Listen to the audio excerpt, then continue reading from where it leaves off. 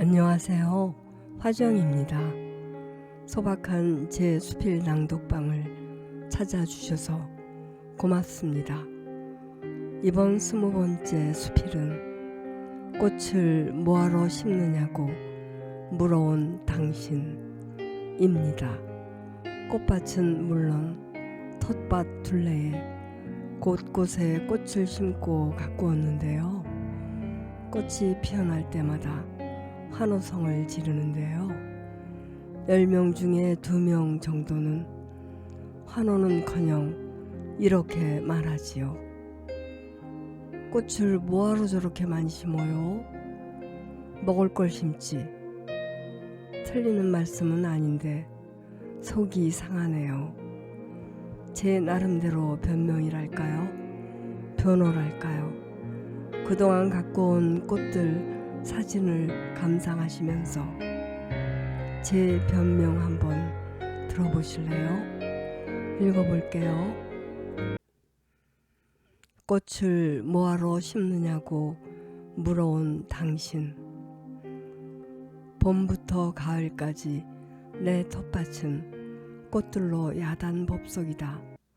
수선화를 선두로 진달래와 매화꽃과 살구꽃과 자두꽃과 개나리와 목련화는 물론이고 꽃밭과 바로 아래 텃밭 둘레까지 꽃들이 점령한 지 오래되었다.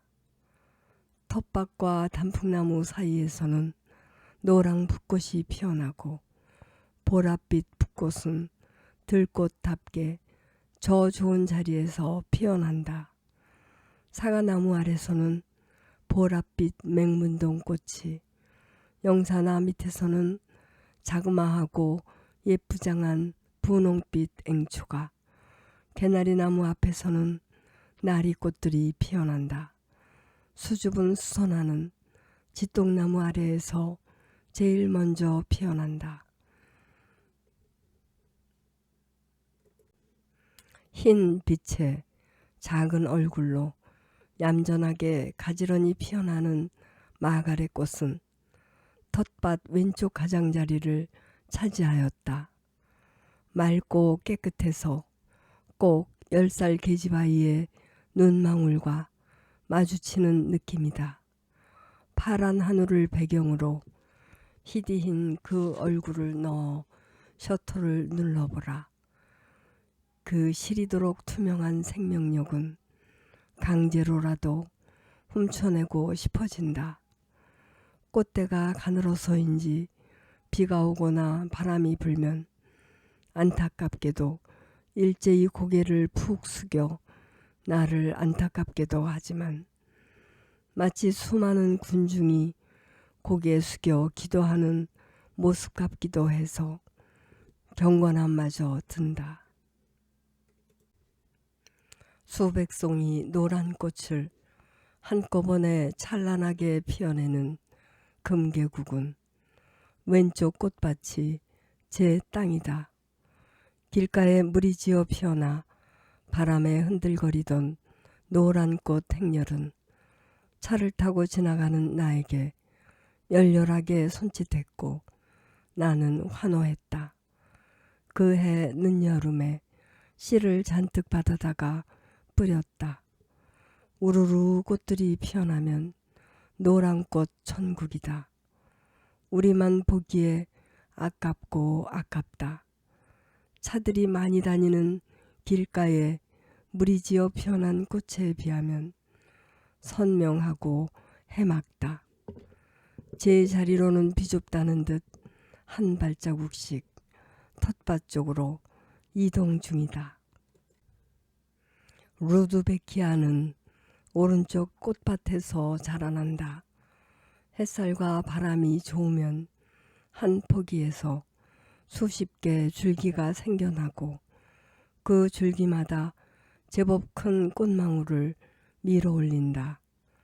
꽃이 진다 싶으면 그 마디에서 새 줄기가 나오고 다시 꽃망울이 봉긋이 올라온다. 꽃이 피어나기 바로 전 수백 개 꽃봉오리의 싱그러움과 순수함은 경이롭다 못해 경건하다. 그 꽃을 한참 들여다보느라면 내게 감사함이 몽글몽글 올라온다. 텃밭을 가꾸던 초창기에는 백일홍을 긴 꽃밭에 가득 심었다. 꽃 얼굴이 달랐고 빛깔이 달랐다. 멀리서 보면 맑고 선명한 꽃빛깔을 지녀 화려한 듯 하여도 가까이 다가서 보면 수더분하고 꾸민 기색이 보이지 않는다. 백일홍이 만발할 때면 일주일에 2번은 삼겹살 파티로 손님들이 북적였는데 편안하고 소박하게 웃었는데 그 사람들을 닮았다. 그래서 백일홍을 들여다보면 언니들과 친구들, 그동안 만나온 다정한 사람들이 하나 둘 생각난다. 어느 이른 봄, 다른 꽃들은 겨우 뾰족하게 땅을 뚫고 나오는 중이었는데 자두나무 아래에 키가 작고 잎사귀가 둥그스름한 풀처럼 생겼는데 손톱만한 보랏빛 꽃이 피어있는 게 아닌가. 앙증맞고 예뻐서 씨앗이 맺힐 때까지 애지중지하였다. 다음에 봄에는 10개 정도 싹을 틔워 꽃을 피웠다. 자두나무 아래 반 그늘이 제 생리에 맞았나 보다. 키가 제법 크고 가지를 치더니 어느 해에는 뒷뜰을 보랏빛으로 물들였다. 인터넷을 뒤져보니 보라유채 꽃이었다. 어디에서 왔을까가 의문이었는데 왼쪽 길 산쪽으로 이어진 길을 산책하다가 마지막 집 울타리 아래에서 보았다. 보라유채 꽃이 모여 피어 있었다. 꽃씨가 떨어졌다고 해서 전부 바라하는 것은 아니다. 꽃씨마다 좋아하는 자리가 다르다. 신기하다. 보라유채 꽃씨앗이 우리 집으로 올 수 있었다고 해도 자두나무 아래처럼 반그늘이 아닌 곳이라면 바라하지 못했을 것이다. 산에 올라갔다가 맞닥뜨린 앵초를 단풍나무 아래와 영사농 아래와 바깥들 나리꽃 옆에 심었는데 가장 잘 번식하고 꽃을 피우는 곳은 영사농 아래다. 너무 그늘인 것도 싫어하고 너무 햇살이 좋아도 싫어한다. 사람도 제가 좋아하는 자리에 뿌리를 내려야 제대로 성장해 나가게 되는 이치와 다르지 않다. 친구가 내 텃밭에 놀러오면서 자신의 집에서 곱게 받아둔 꽃이 여러 종류를 선물로 가져왔다. 땅을 부드럽게 일궈서 정성을 들여 씨앗을 뿌렸는데 애석하게도 그중 딱 한 가지만 싹을 돋웠다. 끈끈이 대나무 풀이라는 꽃이었다. 가늘고 긴 가지 끝에 진분홍 작은 꽃잎이 5개인 꽃을 아기자기하게 피웠다. 따로따로 보면 눈에 띄지 않지만 모여 피어나서 바람에 어깨춤이라도 추면 지나가던 남자, 꽃보다는 텃밭 농사에 진심인 남편도 발을 멈춰서서 허리를 굽혀 들여다보게 한다. 사람이 함께인 꽃의 무대는 얼마나 진한 향기를 풍기는가. 사람이 함께인 풍경이 더 아름답듯이 말이다. 그 봄날이 유독 생각난다. 10뿌리 정도 사다 심었던 백합화가 서너에 지나자 70여 개로 뿌리를 늘려 놓았다. 풍성한 꽃을 보기 위해 하나하나 옮겨 심기를 하였고, 열흘 정도 뒤 통통한 새싹들이 뾰족하게 올라왔다.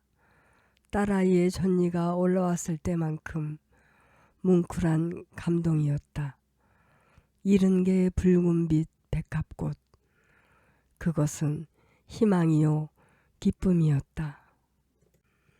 일주일 뒤 백합이 얼마나 크게 자라났을까를 상상하며 텃밭으로 달려갔는데, 아플싸 백합 싹들이 곱게 늘어서 있던 자리는 잘린 백합 줄기와 흙이 뒤범벅이 된 채 난장판이었다. 누군가 백합 전체를 싹쓸이해 간 것이다. 이걸 어쩌나 하며 땅을 뒤지던 내 손에 딱 2개 뿌리가 잡혔다. 욕심을 낸 사람이 서두르느라 놓친 모양이었다. 다행이다 싶었다. 처음부터 다시 늘려가면 될 일이었다. 그 여름 붉게 피어난 백합화 2송이는 유난스레 고와서 애잔하게 내 눈을 끌었다. 한때는 벌개미취가 앞뜰에서부터 바깥뜰까지 긴 땅을 차지하였다. 연보랏빛 꽃이 피어나면 참으로 낭만적인 길이 되었는데, 어느 날은 흰 두루미가 한 마리 날아들어 벌개미치 꽃 사이를 가만 걸어다닌 적도 있었다. 옅은 보랏빛 꽃 사이로 흰 두루미가 긴 다리로 사뿐사뿐 우아하게 걸어갈 때 그 풍경은 우아하게 차려입은 귀부인의 자세와 몸짓이었다. 지금 상상해 보는 것만으로도 숨죽이게 된다. 어찌나 예민한지 내 발자국 소리만으로도 발걸음을 멈칫거리며 자꾸 뒤를 살폈다. 살금살금 텃밭을 한 바퀴 빙 돌아 먼 뒤쪽에서 카메라 셔터를 한번 누르자마자 안타깝게도 두루미는 긴 날개를 펼치고 날아가 버렸다. 그래도 한 장 건졌으니 행운이었다. 익산 언니가 보내준 다알리아는 수도가 앞쪽에 심었다. 채소를 씻거나 설거지를 하거나 세수를 하다가도 곧바로 마주칠 수 있는 자리가 안성맞춤이라 여겼다. 고향 어머니의 꽃밭에 있었고, 익산 언니의 꽃밭에서 자라고 있고, 이제 내 꽃밭에도 있으니 그리움처럼 피어나는 꽃이 아닌가. 한 송이 또 한 송이, 그 커다랗고 유순한 꽃송이를 차례대로 길러내는 다알리아는 7남매를 차례대로 있는 힘을 다해 길러내신 내 어머니다. 다알리아를 소재로 시 한 편을 남겼다.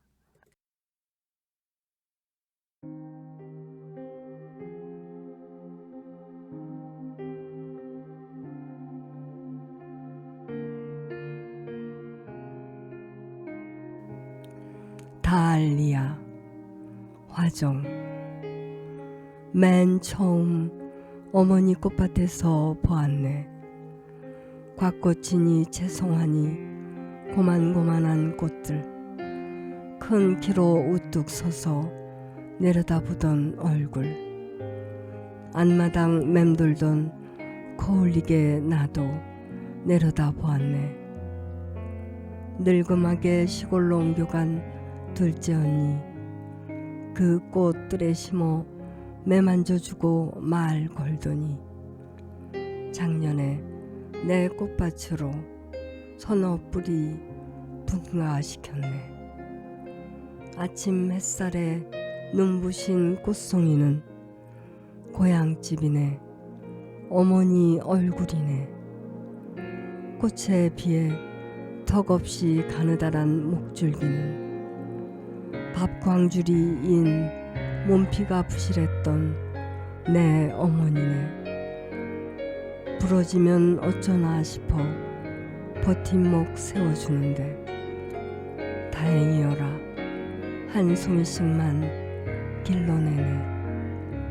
첫 자식 찬란해지도록 보살핀 연우에야 둘째 자식에게 젖 물리네. 그렇게 차례차례 무려 8번째 송이 길러내네. 여름 떼약볕도 아랑곳 않고 고추 세우던 몸 구부러지고 헐거워지네. 3년 터울러 어머니 7번째 끝마디에 맺힌 나 탐스런 5살 되도록 쪼그라든 젖꼭지 차마 떼지 못했던 내 어머니네.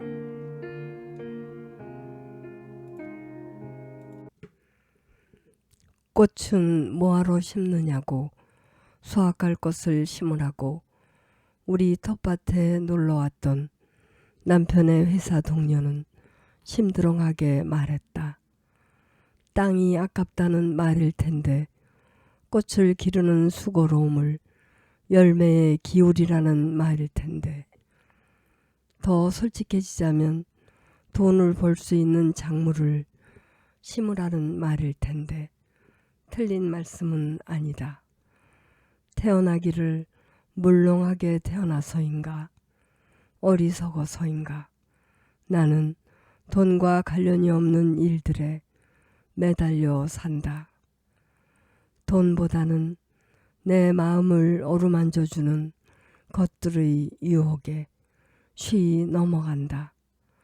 꽃을 기르고 가꾸는 일이야말로 적격인 셈이다. 내 아버지의 가을을 기억한다. 곡식 가마니들이 사랑방 마루부터 대문간과 안마당에 이르는 공간과 봉당 구석구석에 쌓여갔다. 처마에 닿을 만큼 빽빽하게 높아갔다. 그때쯤이면 성질이 급하고 불같던 아버지가 너그러워지고 순해지셨다. 별일 아닌 것에도 너털로 숨을 흘리셨다.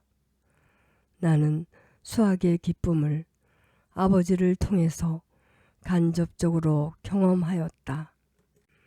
땅을 고르고 꽃씨를 뿌리고 물을 주고 들여다봐주는 일, 발자국 소리를 들려주는 일, 내 아버지의 농사와 무엇이 다른가?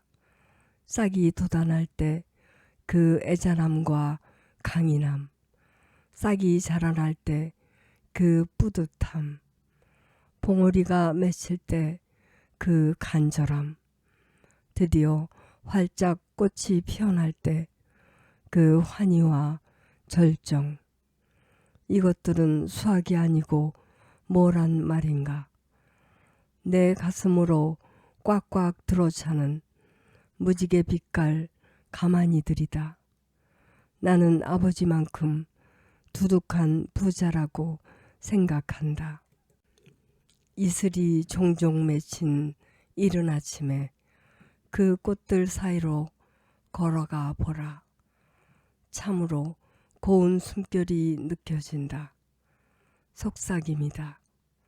해가 쨍쨍 비치는 한낮에 꽃들을 보라. 열정적이다. 찬란한 광채다.